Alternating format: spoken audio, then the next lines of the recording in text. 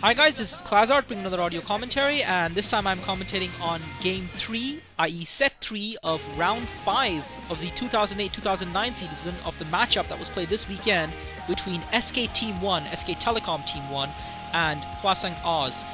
So far it's been not very exciting, although we did witness a good matchup in Round 2, where it could potentially have gone the other way. We could potentially have seen the upset, but ultimately the veteran player, the seasoned campaigner, prevailed, and the newcomer was brushed aside.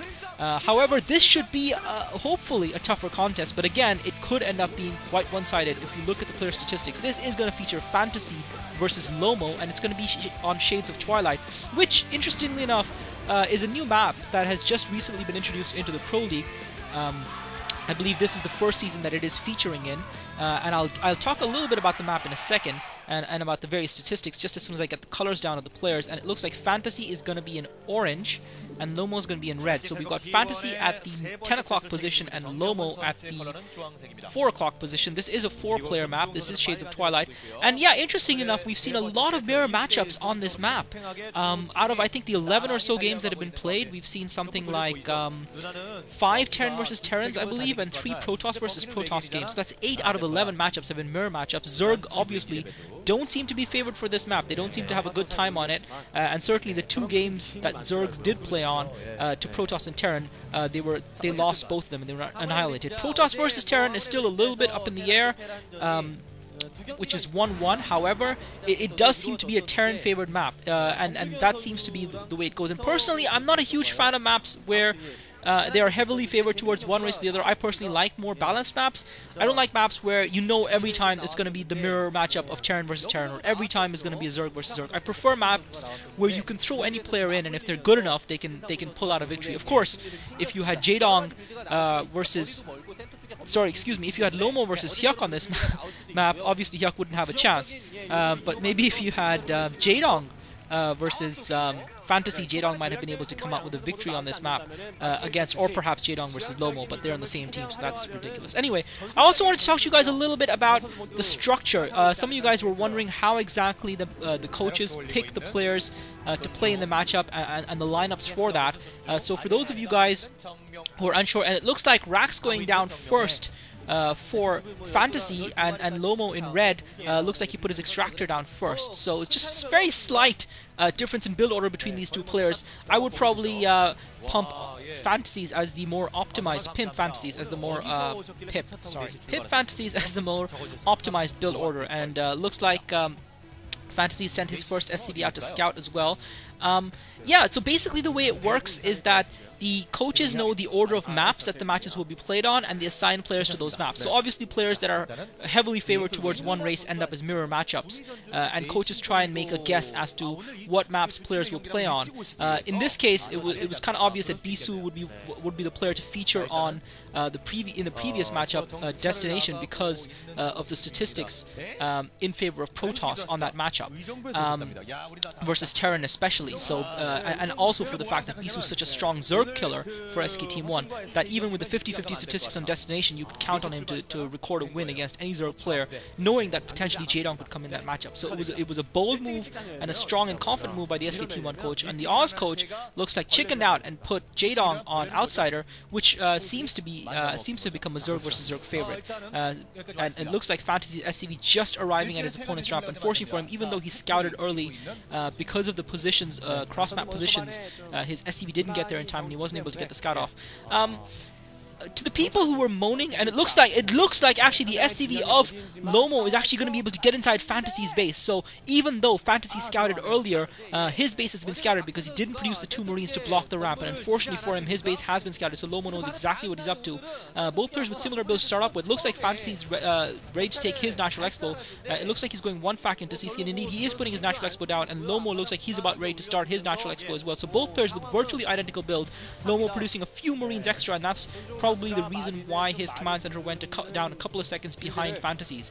Fantasy, however, has not put his machine shop down. Lomo has put his machine shop down as well, so that's another difference. That does mean that Fantasy will have a couple of vultures, perhaps early on, to be able to harass Lomo, but Lomo again has produced a few extra marines to be able to deal with that, and then with those marines positioned on top of the ramp, perhaps an SCV in front of them, he should be able to guard against it. Fantasy now sending that vulture out, and if Fantasy can effect some sort of decent vulture harass with this vulture, it should give him a slight edge in this game. I do expect Fantasy to come out on top in this game. Right now the score is tied at 1-1. We had a very predictable matchup.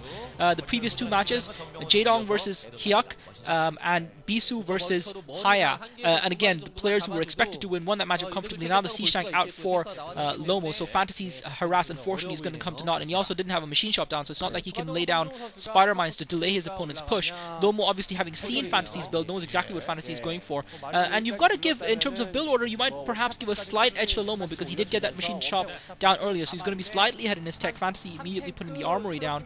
Lomo doesn't look like he started up his armory yet. He's putting a second factory down instead. Fantasy again with the two vultures trying to find a point to harass Lomo with. And Lomo's siege stack, I'm surprised it's not pushed further on just behind those marines at the ramp, because he would have definitely taken down one of those vultures had that been the case. Perhaps there's another ramp entrance. I'm not very familiar with this map. This is This is the first time I'm watching a match actually on this map. Yeah, to the people who were moaning about me passing comment on movies in my previous commentary, second tank out for Lomo right now. The first thing I will say is, have we all of a sudden all moved to Korea and are living under Kim Jae-young, or whatever the hell his name is, dictatorship now, so that only prescribed government officials are allowed to pass it or have an opinion? That's utterly ridiculous. Those of you guys who've watched my commentaries in the past, or have watched my commentaries from time, will know that historically I've always given my opinion on politics, religion, morons, movies, Orlando Bloom, banana-eating StarCraft players, and it looks like a push coming up from Lomo. He lost a couple of marines in the process. Fantasy now finally has that siege tank out. And Lomo might be able to get in a decent position if he's researched siege mode. He might be able to set up siege. Bunker going down for Fantasy, second siege tank out as well, machine shop spinning away. He's got a Goliath out as well, crucially, just in case it was a harass coming in from Lomo. And Lomo almost suiciding into that. Lomo's in a little bit of trouble now because there's two Goliaths, a siege tank, and two marines up against his two siege tanks. But he pulls back in time, and Fantasy not chasing just in anticipation of enemy units. And Lomo obviously having that Goliath out to prevent Lomo from getting a spot with his advanced racks that had been floated over his base Fantasy having the Goliath to prevent Lomo from getting the spot with that racks, and therefore setting up a siege contain, and that's a clever move by Fantasy. So Lomo's not able to be able to contain him. So great StarCraft by Fantasy. He saw that Lomo had the machine shop earlier on, that he had the siege tank out, and the moment he saw that, he immediately put an armory down because he knew that Lomo might be able to set up a contain on him, and he didn't want to get cornered into one corner of the map. And you can see why Fantasy is such a dangerous Terran versus Terran player. Lomo, on the other hand, Terran versus Terran isn't his best matchup, it has to be said. So again, it does feel like the Oz coach has really thrown him in as a little bit of a sacrificial pawn, that he's willing to give a game to Fantasy and to Bisu, feeling that they're going to win no matter who's placed up against him. Great spider mine by Lomo, takes out the siege tank of Fantasy's. And that's going to hurt Fantasy big time, and so those vultures continue to put surrounding spider mines, and Fantasy almost getting caught out. The last spider mine goes down, he just managed to kill the spider mine, and he almost lost another tank. Great retreat by Fantasy, and now he's got the scan to be able to clear out those spider mines, so that isn't going to hold him. Lomo trying desperately to keep Fantasy locked up in that top left-hand side corner of the map, try and establish some sort of map control so that he can get some sort of economic dominance going on. He's really playing an aggressive game, and I have to say I'm quite impressed by that. And now Lomo's going to be able to sneak a couple of vultures through into Fantasy's main, straight away putting spider mines down at the bottom of the ramp. Fantasy, I think, is out of scans. He's out of energy for the comsat scans, but Fantasy actually does manage to still get down with decent micro and take those spider mines down. There's still one spider mine right there. It's almost going to hit the siege tank. It hits, but it doesn't kill anything.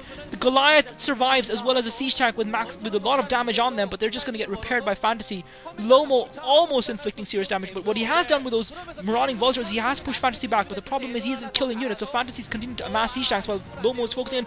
Lomo once again trying to push forward. He's lost one of his siege tanks straight away. That's going to hurt him big time. Now he's trying to effect a surround on those siege tanks. He's putting spider mines all around. He's losing a lot of units in the process. Now the spider mines are down. This one of the siege tanks gets taken out with the spider mine. The second spider mine is about to explode. Fantasy with the scan. Second spider mine does explode, takes out the siege tank. Another siege tank comes in, more reinforcements arriving for Fantasy, and he manages to repair his units. SCV's arriving in time. He holds. Lomo's super aggression comes to naught, pushing forward heavily with the siege tanks and the vultures, but Fantasy holds his defense. Lomo desperate to get a break in here, and it's not working out for him, and Fantasy's on top right now. He's got 4 factories down. He's going into heavy macro here. Lomo continuing to pump out the vultures. He's really committed to the vultures right now, but he hasn't done enough damage, and once Fantasy sets up that contain, Lomo's really going to struggle. He's got to keep Fantasy off guard.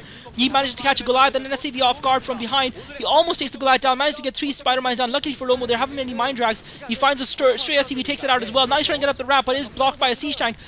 Meanwhile, Fantasy progressing forward, loses one of his Goliaths. He realizes that Lomo doesn't have a lot of siege tanks to hold up against it, but Lomo's doing a good job of cutting off Fantasy's reinforcements. So Fantasy's group of 2 siege tanks and Goliaths are stranded in the middle of the map. Now he's going to push up the ramp, and Lomo's going to be forced to bring his vultures in play to try and delay the Goliaths from getting up that ramp while the comsat wears off. Again, Fantasy is limited to 2 comsats, and he is being forced to use his scans a lot by Lomo with the heavy vulture use. I have to say, it looked to me like Fantasy was getting